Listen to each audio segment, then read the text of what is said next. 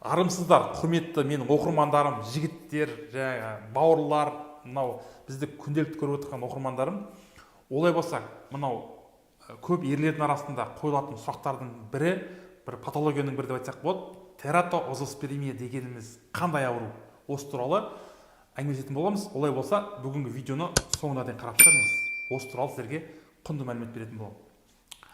Олай болса, мынау қазіргі ерлердің арасындағы мынау бедеуліктің өршіп баратқан бір түрі осы тератоозоспермияға байланысты болып келеді. Жалпы тератоозоспермия дегеніміз жалпы не? Осыған түсінік беріп кетейін. Тератоозоспермия, яғни бұл ұрықтың проценті нормальный, бірақ мынау морфологиясы дейміз ғой, адамның дене құрылысы, басы, денесі, сол сияқты морфологиясының төмен пайызда болуы осы тератоозоспермия болып табылады.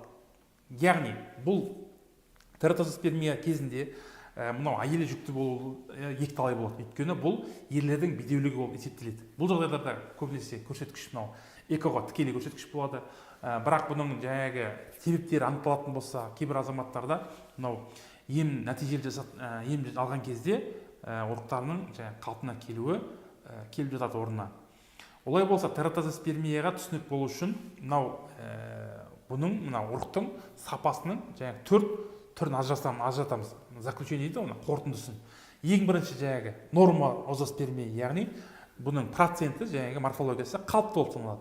Екінші тератоозоспермия, яғни проценті нормальный, бірақ морфологиясы төмен процентте. Бұны тератоозоспермия деп береді. Үшінші олигоспермия. Олигоспермия дегеніміз көлемінің ұрықтың, мысалы 1 миллилитрде 15 миллионнан жоғары болу керек болса, бұл қорытындыда 15 миллионнан емес, 5 миллион, 2 миллион, 3 миллион болуы мүмкін. Соған байланысты көлемінің аз болуы, бұл да олигоспермия болып табылады. Енді азоспермия дегеніміз. Азоспермия дегеніміз жоқ, яғни эякулят бар, сұйықтық бөлінеді, бірақ оның ішінде эякуляттың ішіндегі сперматозоид, яғни шелекке балық салсаңыз, шабақ балықтардың көлемі жоқ ішінде балық, әшейін судың өзі ғана деген сияқты түсінік болу үшін айтып кетіп отырмын. Сол сияқты азоспермия, тератоозоспермия мынау ерлердің бедеулігі болып саналады. Оның ішінде бүгінгі тоқталатын тақырыбымыз тератоозоспермияға. Бұл не себептерге байланысты тератоозоспермия болады? Бұл көбінесе мынау кездесетін жайттардың бірі, бұл жыныстық инфекциялардың асқынуларының осы жағдайға алып келуі. Екінші мынау варикоцелия ауруларының асқынулары осы жайтқа алып келуі мүмкін. Үшінші мынау гендік аурулардың, хромосомалық аурулардың бір түрі осы тератоозоспермияға алып келуі мүмкін. Одан кейін төртінші себептер мынау әртүрлі воспаление, яғни еннің сағасында, еннің өзінде, болмаса мынау қуқасты безіндегі асқынулардың барлығы кейбір жағдайларда осы тератоозоспермияға алып келеді.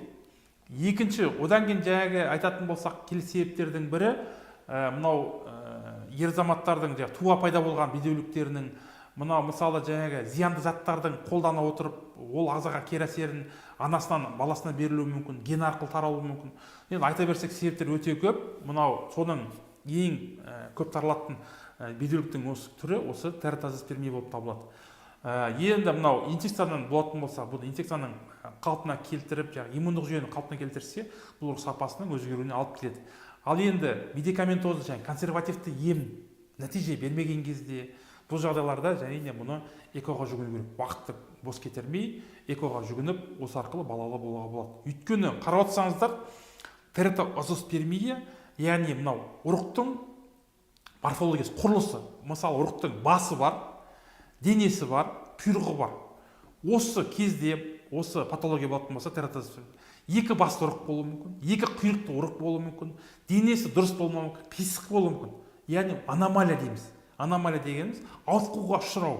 Осы ауытқуға ұшырау арқылы бұл ұрықтың яйцеклеткаға, жыныс клеткасына жете алмауы. Яғни өзі инвалид болып тұрса, ол қайықтан барып жүктілікке апарады.